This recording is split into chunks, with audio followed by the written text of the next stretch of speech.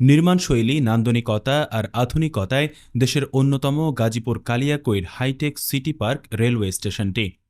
গাজীপুর শিল্পাঞ্চল এবং Bangladesh high tech city ও ইউনিভার্সিটি অব ফ্রন্টিয়ার টেকনোলজি সংলগ্ন হওয়ায় প্রতিদিন ১০ থেকে ১২,০০০ যাত্রীকে সেবা দেওয়ার লক্ষ্য ছিল।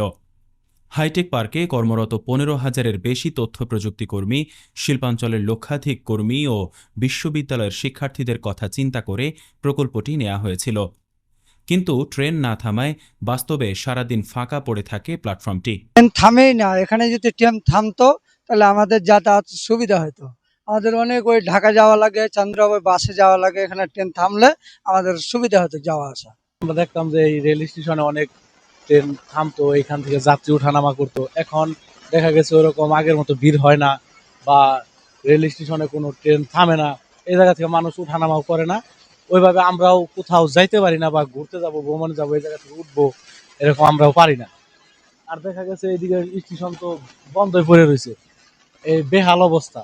এই অবস্থার দুর্ভোগটা আমরা কাটিয়ে উঠতে চাই। কালিয়াকৈরবাসী একটা সুন্দর শৃঙ্খল ভাবে একটা স্টেশন চাই, যেখানে কোনো দ্বিধাদ্বন্দ্ব থাকবে না, মানুষ এখান থেকে চলাচল করতে পারবে, স্বাচ্ছন্দ্য বোধ করবো, এরকম আমরা চাই। আপাতত আমাদের এখানে ট্রেন যাওয়া আসা আপ অ্যান্ড ডাউন মিলে ৩২টা ট্রেন চলাচল করছে। আর প্রতিদিন একটা শুধু ঢাকাগামী ট্রেন এখানে যাত্রা বিরতি দিচ্ছে, সিরাজগঞ্জ এক্সপ্রেস ট্রেনটি।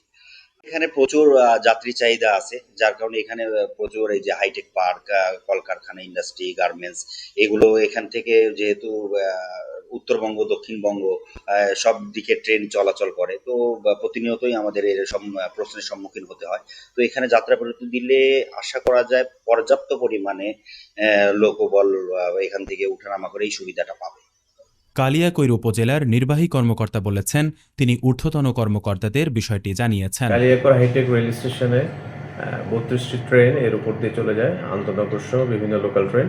মাত্র একটি ট্রেন এখানে থামে। তো যাতে আরও অধিক সংখ্যক ট্রেন থামে, সেজন্য আমরা ঊর্ধ্বতন কর্তৃপক্ষ এবং জনপ্রতিনিধিকে অবহিত করেছি।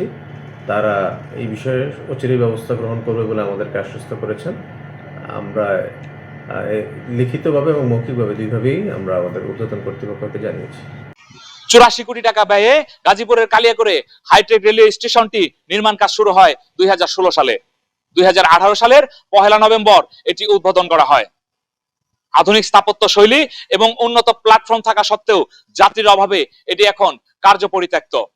এই স্টেশনটি দিয়ে প্রতিদিন প্রায় ৩২টি ট্রেন চলাচল করে, কিন্তু এই স্টেশনে যাত্রা বিরতি দেয় মাত্র একটি ট্রেন। এই স্টেশনে ১৮ জন স্টাফ থাকার কথা থাকলেও স্টাফ রয়েছে মাত্র ১২ জন।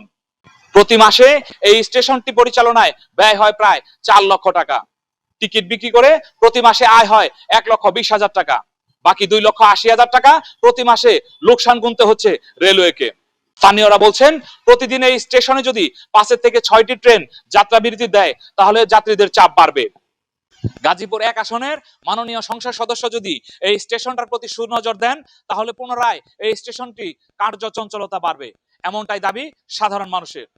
গাজীপুরের কালিয়াকৈর থেকে সাখাওয়াত হোসেন শওকত, বৈশাখী টেলিভিশন।